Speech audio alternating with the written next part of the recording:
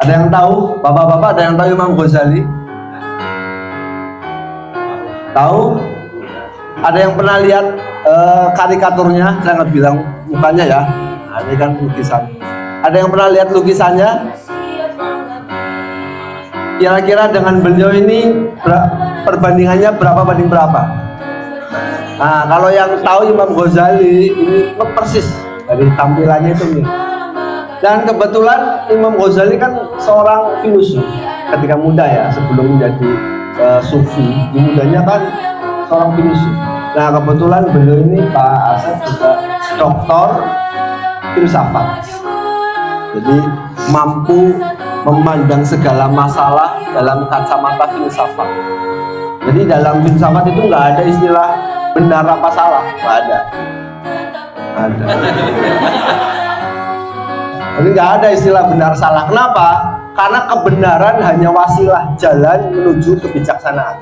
Jadi di filsafat yang ada kebijaksanaan, bukan kebenaran yang dicari. Karena benar kalau ditempatkan di orang yang salah, wah nanti bisa chaos. Makanya yang dicari itu kebijaksanaan. Insya Allah kita akan mendapatkan banyak kebijaksanaan dari itu. Ini apa istilahnya ya? Bukan miniatur Ghazali ya. Saya begitu dekat dengan Pak Asep karena saya juga ngefans Imam Ghazali. Saya fans beratnya. Kalau orang lain itu menyukai ihyanya Imam Ghazali, kalau saya sangat menyukai Tahaffudzul Falasifahnya Imam Ghazali. Itu bagi saya salah satu buku pegangan atau kitab pegangan mahasiswa yang harus dimiliki dan minimal pernah dibaca sampai sekolah.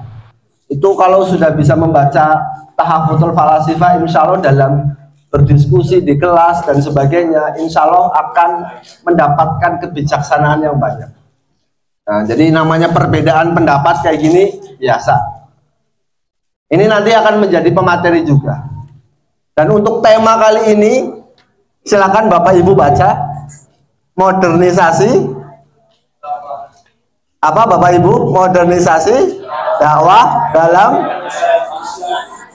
ala aswajaan an-nahdiyah. Aswaja an-nahdiyah. Memang ada perbedaannya aswaja sama yang bukan an-nahdiyah. Nah, nanti akan diulas. Silakan, mungkin akan ada ditanyakan atau apa. Nah, sebagai moderator saya bukan memateri Bapak Ibu, hanya memberikan mukadimah untuk tema ini, modernisasi. Kalau Bapak Ibu dengar kata-kata modern itu identiknya dengan apa? Apa? Gaya baru. Apalagi? Modern nih, modern. Teknologi, betul. Apa tuh? Alutsista, apalagi itu? Viral. Nah, ketika dakwah dibawa ke era modern, apakah seperti itu? Nah, itu nanti juga akan dibahas. Jadi garis besarnya tentang dakwah di era yang modern. Tapi sebagai pengimbang, saya akan memberikan antitesa kepada Bapak Ibu yang nanti mungkin akan menjadi refleksi. Kenapa? Karena ada slogan yang sangat populer di kalangan masyarakat aswaja an-nahdiyah terkait dakwah, yaitu al-muhafadzatu ala qadimi sholih wal akhdu bil jadidil aslah. Nah, kita silakan berefleksi, apakah slogan ini masih relevan dengan keadaan modern seperti sekarang? Karena semakin modern, keadaban di ruang publik ini semakin berkurang. Orang itu hampir tidak memiliki adab. Nah, slogan ini apakah masih relevan? Nah, nanti silakan Bapak Ibu akan mendapatkan beberapa pemikiran-pemikiran terkait falsafah tersebut. Karena al-muhafadzatu ala qadimi itu melestarikan tradisi yang lama dan menerima tradisi baru yang lebih baik. Atau jangan-jangan falsafah ini sudah tidak relevan di era sekarang. Justru yang relevan malah wal ahdu bil qadimi sholih. Justru malah dibalik. Tradisi yang lama justru di era modern sekarang yang paling penting. Yang paling baik justru tradisi yang lama. Kenapa? Karena dakwah-dakwah era lama, era kiai-kiai dulu, masai-masai kita itu penuh dengan keadaban. Tidak ada kebencian, penuh dengan tata krama dan lain-lain. Yang di era sekarang itu hampir berkurang. Sekarang santri ini bisa komen status ustadznya di Facebook atau Twitter semau sendiri, tanpa adab. Bahkan ketika saya pernah diketawain santri, kalau bukan santri saya wajar diketawain santri. Lagi nongkrong, ada kiai saya Al-Maghfurah Al-Yarham telepon, karena posisi itu saya lagi ngerokok ngumpul pakai kaos, saya nggak buru-buru angkat, saya langsung lari nyari batik, hem, lalu pinjem peci temen. Padahal itu telepon, bukan video call. Saya angkat. Hal kayak gini biasa terjadi di kalangan pesantren ketika kita nyantri. Tapi ditertawakan, ngapain orang diangkat tinggal diangkat kok bukan video call, ngapain harus pakai peci, nyari baju dulu. Kenapa? Karena saya menganggap meskipun telepon kiai lagi di depan saya, adab tetap harus ada. Ternyata saya diketawain hal seperti itu. Dan yang mengetahui ini santri betul, tapi santri-santri sekarang, bukan santri-santri dulu. Artinya apakah hal kayak dulu itu sudah nggak relevan sekarang, malah jadi bahan tertawaan? Nah, silahkan kita refleksikan di seminar kali ini. Oke, itu sebagai mukadimah. Nanti yang pematerinya saya akan sampaikan. Yang pertama nanti akan dimulai dari Pak Asep Rusmana, Dr. Asep Rusmana. Selanjutnya nanti akan dilanjutkan oleh Dr. Ali Mahfud. Oke, untuk Pak Asep Rusmana, saya bacakan CV-nya singkat ya. Namanya Dr. Asep Rusmana, MS, MAG. Alamatnya di Panjalu, SD Panjalu, MTS Panjalu, MA Panjalu, S1 Tasikmalaya, S2 Suralaya,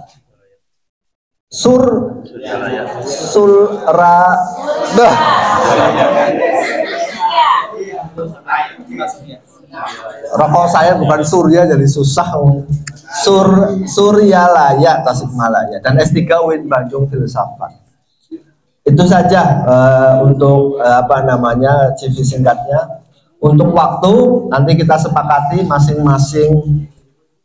masing-masing narasumber akan berbicara sekitar 20 menit. Nah, nanti selanjutnya akan kita lanjutkan dengan diskusi. Kepada Bapak Dr. Asep Rusmana, waktu dipersilakan. Assalamualaikum warahmatullahi wabarakatuh.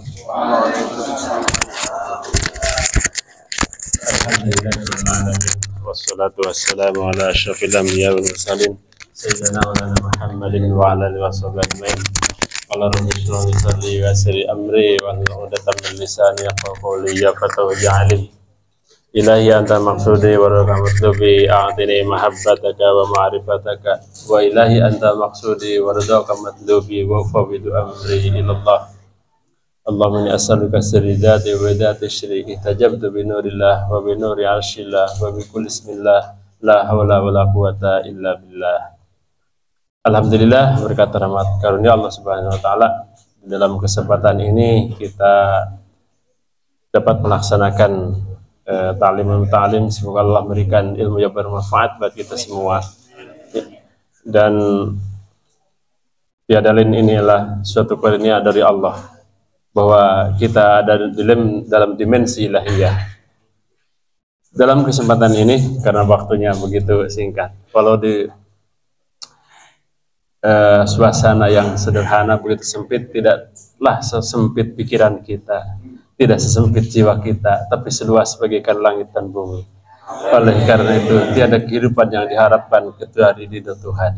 Tiada sesuatu yang kita harapkan kecuali adalah saling tausiah di antara kita.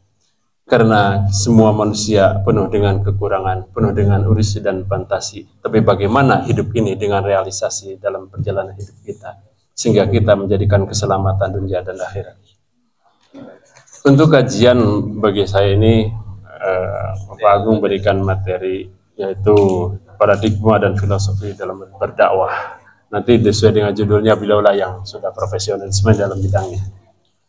Paradigma itulah suatu cara pandang seseorang terhadap sesuatu yang mempengaruhi dalam berpikir. Bagaimana alam pikir kita menjadikan suasana yang menjadikan harapan. Sesuatu yang terjadi, jadikan suatu hikmah. Sehingga dari hikmah perjalanan itu menjadikan suatu model. Dari model menjadikan suatu teori. Dari teori menjadikan pengetahuan. Dari pengetahuan menjadi harapan ada aplikasinya dalam kehidupan. Oleh karena itu, kemampuan yang kita semua ini mesti ada punya dimensi kelebihan dan kekurangan. Yang paling nampak itu kekurangan saya. Kalau kita buka kekurangan begitu nampak. Maka dengan ini menutupi kekurangannya. Maka beliau mengatakan ke Imam Ghazali, karena nampak kekurangannya, kelebihannya begini, maka kekurangannya ditutupi dengan ini.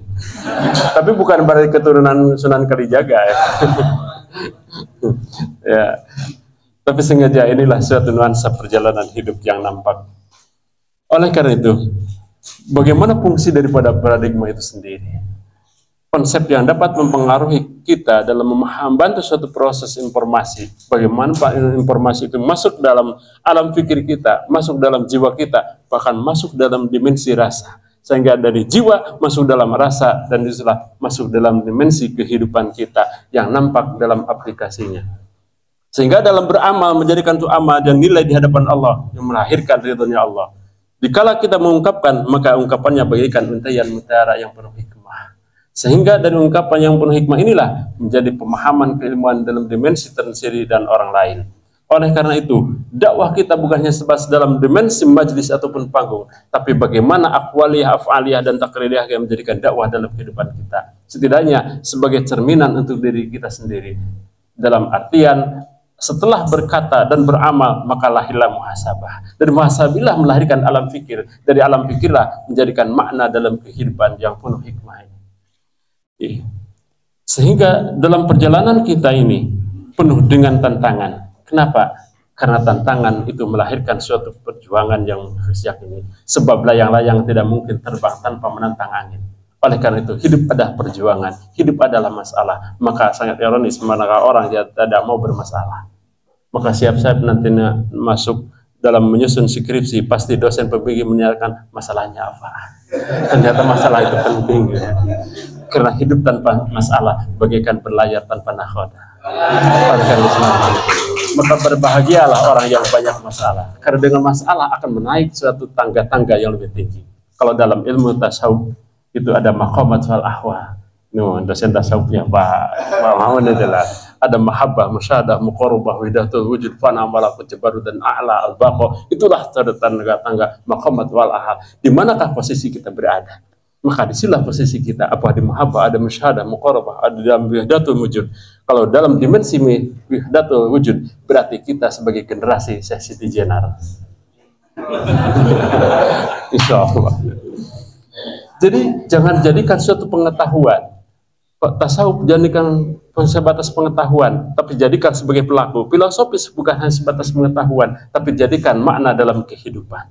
Sehingga terasa, inilah aku, engkau dan aku, tiada bedanya. Tapi engkau adalah aku adalah engkau. Itu dalam filosofisnya. Andaikan dalam suatu musyahadah inilah, maka kita akan merasa, pasti tidak akan melakukan sesuatu yang dilarang. Allah melihatku, Allah bersamaku, lillah, billah, fillah, ma'allah. Maka dengan paradigma baru, tidaklah sesuatu hal yang menyeduhkan yang baru. Setiap titik langkah dan kehidupan gerak langkah kita penuh dengan hikmah. Bukan dengan khayalan dan ilusi, tapi penuh dengan kenyataan. Yakin, tanamkan keyakinan dalam diri, tanamkan dalam pikiran dalam diri, maka semua akan terjadi. Dengan kesabaran kan terlewati, dengan keyakinan kan terjadi. Karena itu merupakan suatu proses perjuangan.